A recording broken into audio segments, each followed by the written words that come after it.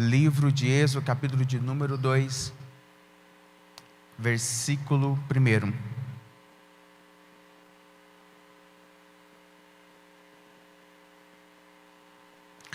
Foi-se um homem da casa de Levi e casou-se com uma descendente de Levi. E a mulher concebeu e deu à luz a um filho, e vendo que era formoso, o escondeu por 3 meses. Não podendo, porém, escondê-lo por mais tempo, tomou um cesto de junco, calfateou-o com betume e pinche, e pondo nele o menino, largou-o no cariçal, à beira do rio. A irmã do menino ficou de longe para observar o que lhe havia de suceder. Desceu a filha de Faraó para se banhar no rio, e as suas donzelas passaram por ela pela beira do rio. Vendo ela o cesto no cariçal, enviou a sua criada e o tomou. Amém? Somente até aí, pode sentar. Lemos a palavra de Deus aqui no livro de Êxodo, capítulo de número 2. Todo mundo conhece essa história, e todo mundo conhece a história de Moisés. O livro de Êxodo, escrito pelo próprio Moisés, assim como os demais livros do Pentateuco, ele relata a história do povo de Israel, começando desde a criação, passando para Abraão, os patriarcas da fé, chega até Moisés. Moisés nasce numa época bastante conturbada. Por quê?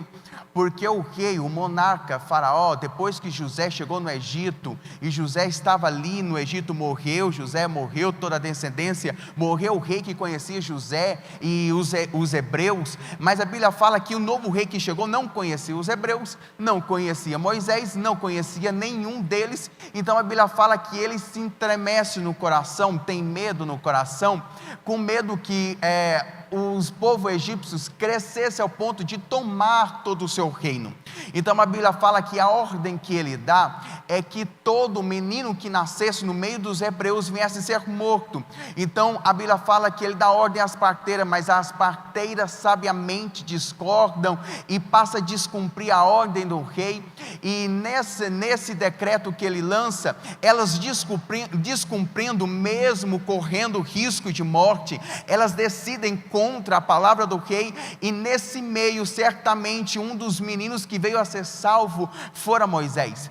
Moisés, a Bíblia fala que a sua mãe o esconde por 3 meses, não sendo mais possível escondê-lo. A Bíblia fala que ela tem uma ideia, ela pega um cesto, passa betume, ela faz de certa forma que seja impermeável. Então a Bíblia fala que ela coloca o menino no cesto, e no cesto dentro do rio, e manda que a sua irmã o vigie. Eu não sei o que ela pensou, que forma estratégica ela arrumou, mas eu fiquei pensando, gente, será que ela tinha plano de deixar esse menino para o resto da vida lá no rio? Mas eu comecei a pensar, talvez o plano dela era que durante o dia, o momento propício, talvez quando um soldado do rei vinha até o arraial, até o acampamento dos hebreus, vistoriar para ver se tinha menino vivo ou não, para matar ou para levar, seja lá o que for o destino. Eu acredito que ela imaginava que o momento propício para ela ser descoberta, escondendo Moisés, era durante o dia. Então ela acredita que ela fazendo isso, colocando o menino no cesto durante o dia, talvez ela pensara que durante a noite ela tiraria e a sua filha trairia o cesto de volta e ela viria para casa, e no outro dia talvez assim. Eu acredito, essa é a minha convicção. A Bíblia não fala nisso, mas eu acredito que ela pensou nisso. Mas eu não sei se isso aconteceu, se isso variamente aconteceu, mas eu sei que ela fez isso. Ela pegou o cesto, colocou o cesto no rio, e o cesto começou a correr o rio. A Bíblia fala que a sua irmã continuamente atrás do cesto olhava, observava, veio o que estava acontecendo com o cesto. O menino certamente estava chorando, eu não sei se dava para ouvir, mas coincidentemente a filha de Faraó, ela desce, vai até o rio Nilo e decide se banhar. talvez, provavelmente, era um ritual que ela estava fazendo, porque o rio era sagrado e era tido como um deus naquela época. Então ela se banhando, ela vê o cesto passando, ela ordena que a sua serva vai até ao cesto, pega o cesto, traz até ela. Quando eles abrem o cesto, é notório que eles veem um menino, certamente estava chorando, e provavelmente pelas vestimentas ou pelo agasalho do menino, elas percebem que o menino é judeu. Ela diz: certamente esse menino, ele pertence aos hebreus, naquela época descendente de Éber, descendente dos hebreus. Então ela diz, logo quando ela está com o menino, a Bíblia fala que a sua irmã correu até diante da filha de Faraó, e ela diz: ei, eu conheço uma mulher que ela pode ser ama de leite do teu filho, porque ela é hebreia e ela está disponível, você quer que eu chamo ela? Então ela corre, chama a própria mãe, chama Joquebede, a própria mãe de Moisés. Quando Joquebede chega, ela passa a receber salário para cuidar do próprio filho. Deus aqui agindo, isso é bastante notório, mas eu consigo ver algo muito mais além disso.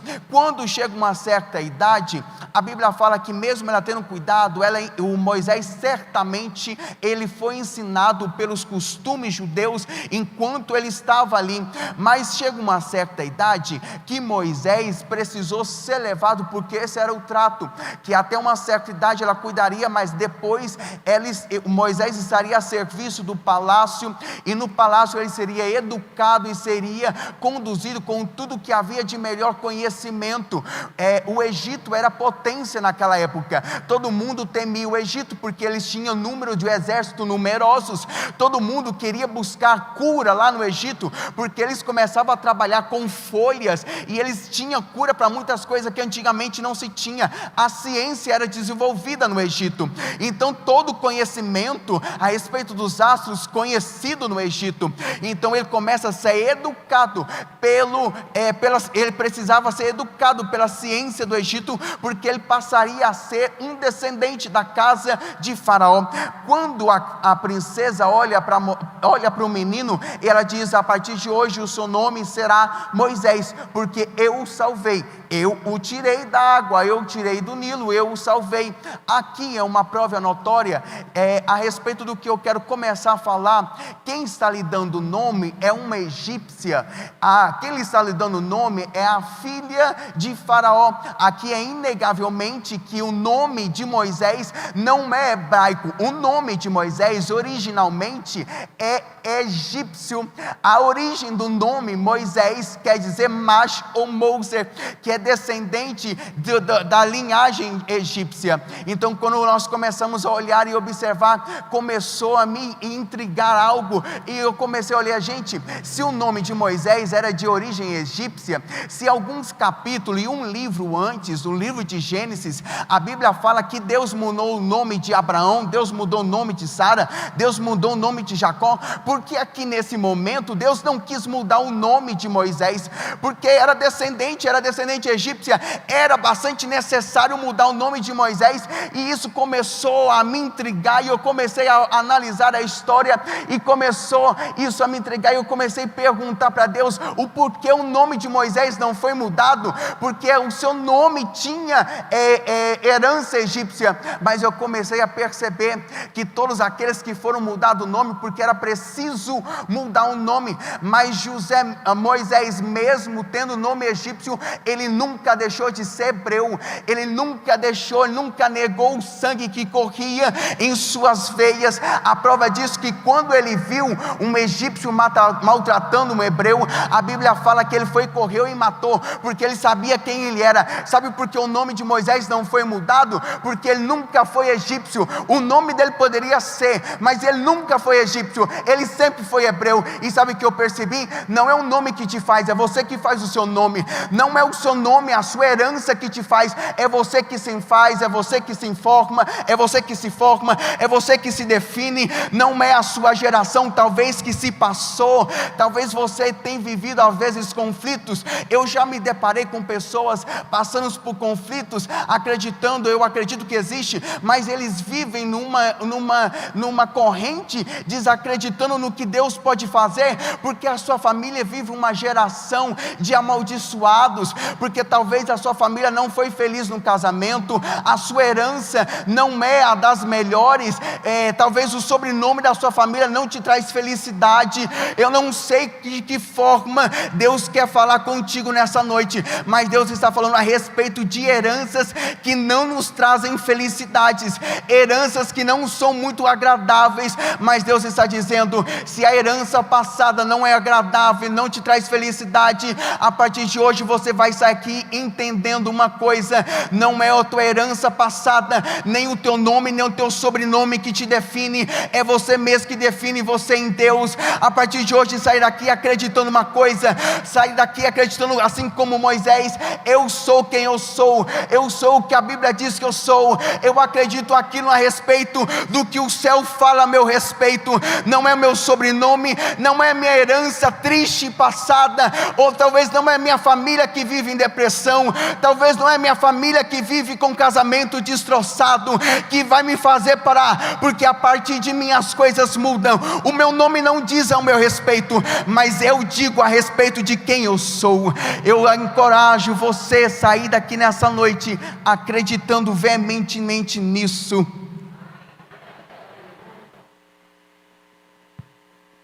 Pronto. Me calou a respeito de uma pergunta que eu tinha a respeito de Moisés. Deus não mudou o nome de Moisés, porque não era preciso. Deus não precisa mudar o teu nome para mudar a tua história.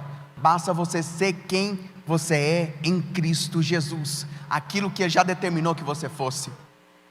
E voltando à história, como eu disse, Moisés matou um homem para defender a sua herança hebreia. Quando ele mata, ele esconde o seu erro. Ele escondeu o seu erro, achando que ninguém iria perceber. Só que a Bíblia fala que um dia depois de uma discussão que ele estava tendo, ele entra no meio da discussão de dois hebreus, ele diz: não faça isso, vocês são o mesmo sangue. Então a Bíblia fala que ele diz: mas quem é você para vir defender aqui, para vir querer apartar? Não é acaso você que matou e escondeu? Quando ele percebeu que o erro dele tinha sido descoberto, a Bíblia fala que ele decide fugir. Ele foge, vai até as terras de Midian. Chegando na terra de Midian, andando, não sei, a Bíblia não relata o percurso, o tempo do percurso, mas certamente ele estava cansado e faminto, não sei, mas a Bíblia fala que ele chega perante um poço. Ele chegou no poço, logo vem 7 filhas de Jetro, que era sacerdote daquela época, da cidade de Midian. Quando elas chegaram, elas estavam cuidando do rebanho do seu pai. Quando elas chegaram, a Bíblia fala que elas, cuidando, precisaria dar água no caso, ao rebanho do seu pai, mas logo veio alguns outros pastores para disputar a água do poço, ou para disputar o pasto também. A Bíblia fala que eles entraram em contrito com as filhas de Jetro, mas ali estava Moisés. Moisés, ele entra, defende as mulheres, coloca os caras para correr, pega a água do poço, dá água para no caso o rebanho de Jetro. Logo as filhas voltam para a sua casa. Quando as filhas chegaram, Jetro percebe que tem alguma coisa diferente, diz: mas por que vocês chegaram tão cedo? Será que o trabalho foi pouco? Como é que isso sucedeu? Então a Bíblia fala que elas explicam como se sucedeu, e explica o que Moisés fez por elas. Então ele diz: mas como vocês deixaram esse homem ir embora? Vai lá e busque ele, para que ele venha, coma e beba com a gente. Então buscaram Moisés. Moisés chegou, sentou, comeu, não só comeu, bebeu, não só se fartou, mas decidiu morar ali. Não só decidiu morar ali, mas também pegou uma das filhas de Jetro como esposa. A vida de Moisés tinha começado novamente. Ele tinha repaginado a sua vida. Ele cuidava agora do rebanho do seu sogro, quando de repente ele está perante o monte Horebe, e a Bíblia fala que de longe ele avista um fogo Quando ele avista o fogo, ele vê que os fogos estavam consumindo uma sarça. Consumiu uma sarça, mas o que intrigava ele é que a sarça não se queimava, mas não se consumia. Ela não acabava, o fogo nunca cessava. E intrigado, ele vai se aproximando do monte, vai se aproximando da sarça, e a Bíblia fala que o anjo do Senhor apareceu na sarça.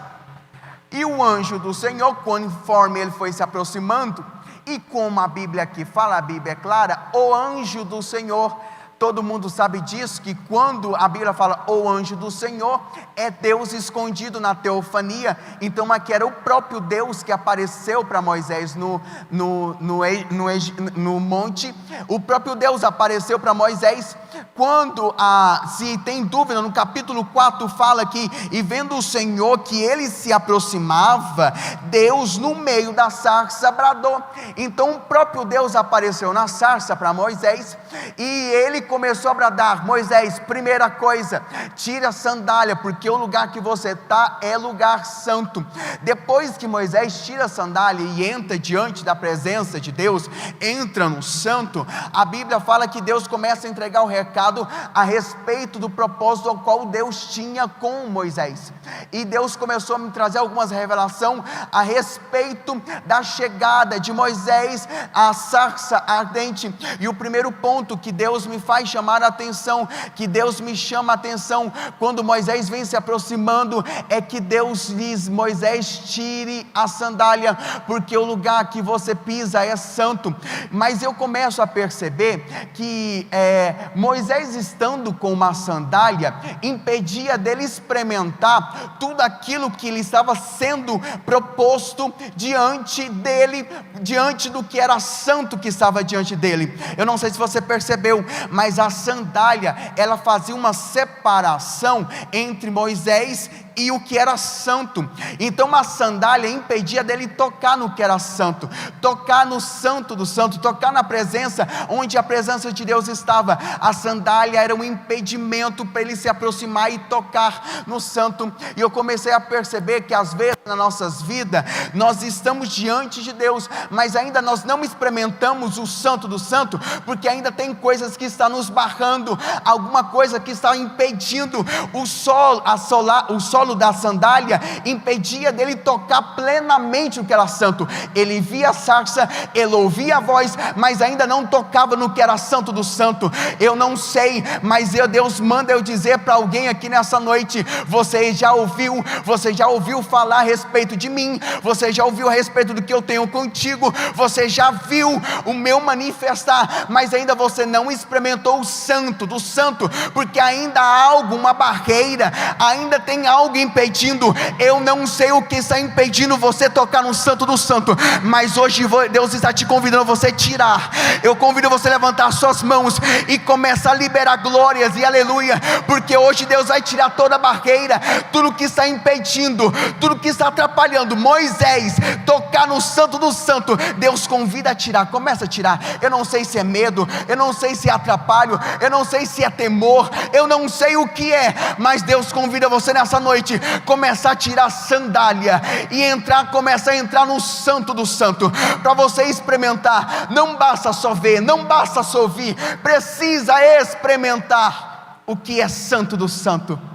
Experiência nova, experiência diferente com Deus. Além da sandália impedir Moisés de tocar no santo do santo, talvez a sandália foi a mesma que ele usou lá no Egito. Talvez foi a mesma sandália que ele pisou em terras estranhas lá do Egito. A terra estranha lá do Egito, talvez, eu estou conjecturando porque se passaram muito tempo, mas talvez a mesma sandália que ele estava lá no Egito queria pisar no que é santo do santo. Deus aqui está falando: não tem como querer entrar no santo do santo, experimentar o que é santo, se ainda tem sandálias lá do Egito. A sandália que você pisava lá no Egito, aquela linguagem que você usava lá no Egito, aquelas coisas que você via lá no Egito, aqueles lugares que você frequentava lá no Egito, aquelas sandálias que você usava no Egito, não tem como usar para entrar diante do Santo do Santo. Deus convida você a tirar. Deus convida você a tirar a sandália do Egito. Deus convida você a abandonar as sandálias do Egito. Abandonar as sandálias do Egito é deixar tudo que te prende do Egito para entrar diante da presença dEle.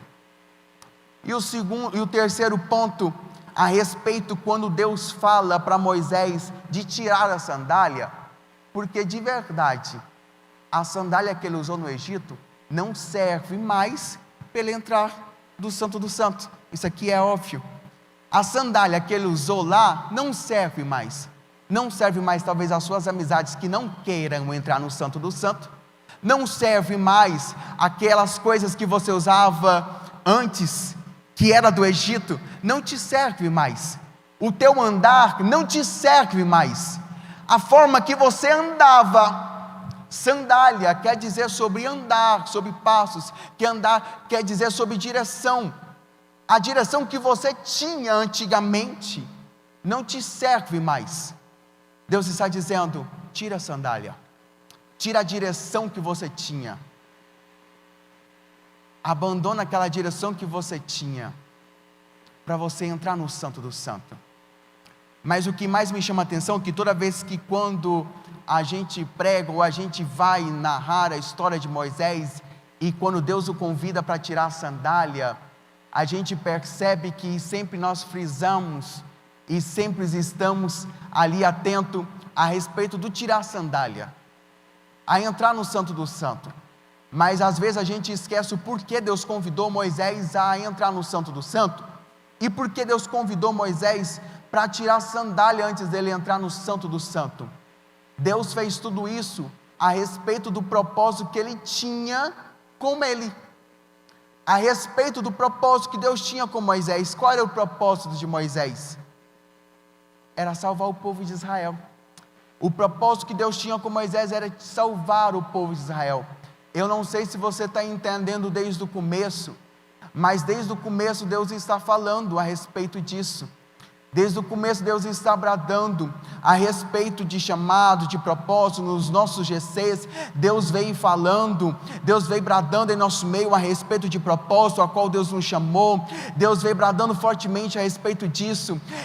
Tudo que Deus convidou Moisés a fazer, foi simplesmente para cumprir o propósito dele. Deus está falando a respeito de chamados aqui nessa noite, Deus está renovando chamados aqui nessa noite, Deus está reavivando chamados aqui nessa noite, Deus está revigorando pessoas que estavam desanimadas a respeito do chamado de Deus para a vida deles. Todo o percurso, tira a sandália, entra na presença, ouve o meu direcionar, é para ele cumprir o propósito de salvar o povo de Israel. É de salvar o povo de Israel. Qual é o teu propósito? Qual é o chamado qual Deus te levantou, e que de forma ele está morto, ou que de forma ele está parado? Eu não sei a tua vida, eu não sei do teu propósito, mas você sabe, você se conhece, você conhece a sua vida, você conhece o seu interior. Ou talvez você está pensando: mas eu já errei, eu já escondi o meu erro assim como Moisés, eu já ocultei ele assim como Moisés. Mas perceba que o erro de Moisés não impediu que Moisés se tornasse o qual Moisés nós conhecemos. O erro que Moisés cometeu lá no início não impediu de nós conhecermos o Moisés o qual nós conhecemos. Eu não estou incentivando ninguém aqui a permanecer no erro, eu estou incentivando a abandonar o erro, porque quando Moisés abandonou, ele reconheceu lá o erro, ele entrou diante da presença. Quando ele tirou as sandálias e entrou diante do santo, ele entendeu o seu chamado, ele cumpriu todo o seu chamado. Deus está te chamando a você entender qual é o teu chamado, qual é o teu ministério, e você se posicionar, abandonar a sandália do Egito, deixar a sandália para trás, deixar todo o mal andado para trás e seguir o propósito que ele te chamou. Aleluias.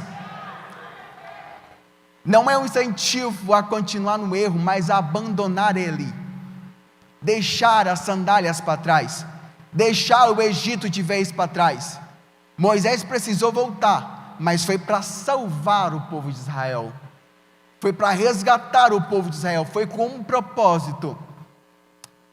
A minha oração é para que Deus, assim como Deus apareceu para Moisés no Egito, no deserto, como Deus apareceu no Monte Horebe, e a sarça ardia, se consumia, a sarça ardia e não se consumia, o fogo de Deus incendiou naquele momento.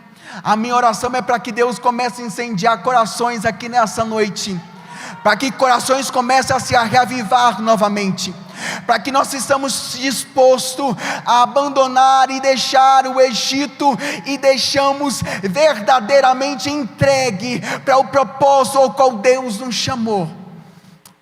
É voltar ao Egito, mas é para resgatar, é para salvar. A minha oração é para que Deus reacenda o teu coração aqui nessa noite, a chama sobre o teu coração, e que você decida se entregar a Ele por inteiro, por completo, que não sobre nada do Egito, que não sobre divisão entre você e Deus, que não haja mais herança do Egito, que não haja pó nem lembranças do Egito, que não haja nada que te atrapalhe a presença de Deus.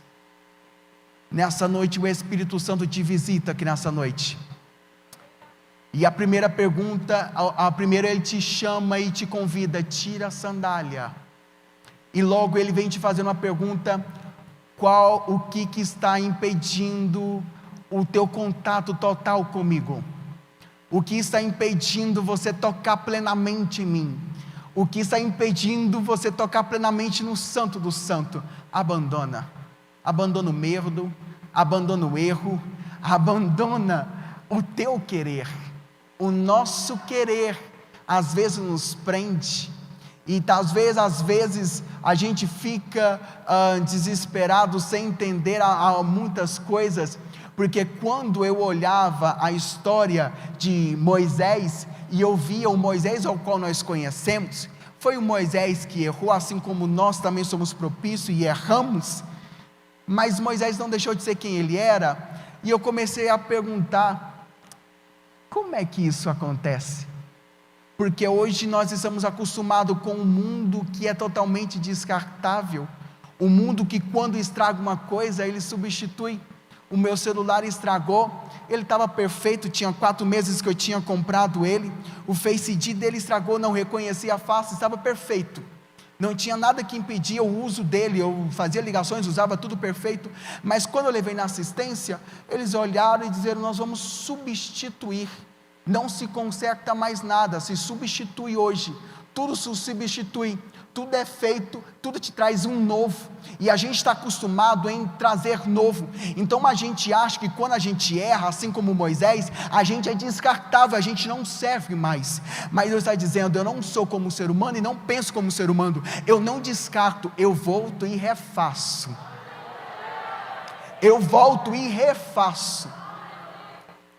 lembra da casa do oleiro? Que quando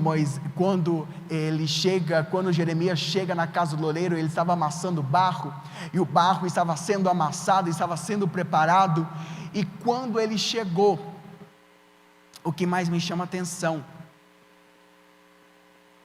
havia defeito no vaso, o vaso é desfeito e é feito de novo, e Deus pergunta: acaso não posso eu refazer de novo? Deus está perguntando: acaso não posso eu refazer de novo? Acaso não posso eu dar a forma que eu quero? Mas o que me chama muito mais a atenção, que antes de Jeremias chegar, o oleiro já estava trabalhando no barro. Sabe o que eu percebo? Antes de você perceber, Deus já estava trabalhando em você, Deus estava já trabalhando por você, Deus está te trazendo a estrutura a qual Ele quer que você esteja, Deus está te moldando para entrar na forma a qual Ele quer que você entre. Não se perturbe, não se afronte e nem fique inquieto, porque o meu Deus, Ele te conhece, Ele sabe de todas as coisas, e hoje Ele te encoraja a você se posicionar para entrar diante da presença dEle. Hoje, meu Deus, Ele te encoraja a você se revestir de coragem novamente, a você vestir a coragem de intrepidez, e você poder fazer aquilo que Deus te chamou para fazer, seja na faculdade, seja na sua casa, seja no GC, seja onde for que Deus te chamou para fazer. Se levante naquele mesmo amor, se levante naquele mesmo temor, se levante naquele mesmo querer ao qual Deus te chamou. Não basta só fazer, não basta só ir, não basta só entrar, é preciso tirar algumas coisas. É preciso tirar algumas coisas. Tira o que é de excesso. Entre livre diante da presença de Deus, para que Ele possa te levantar da forma que Ele quer que você levante. Você vai voltar para o Egito, vai, mas vai ser para salvar. E entenda uma coisa, sai daqui entendendo uma coisa: o teu nome, a respeito de nomes, o qual eu estava falando, o teu nome não te define, mas você que o faz. Sai daqui acreditando nisso, mas saia daqui acreditando plenamente que Deus é contigo. Eu quero convidar você a ficar de pé. Eu quero convidar você a ficar de pé.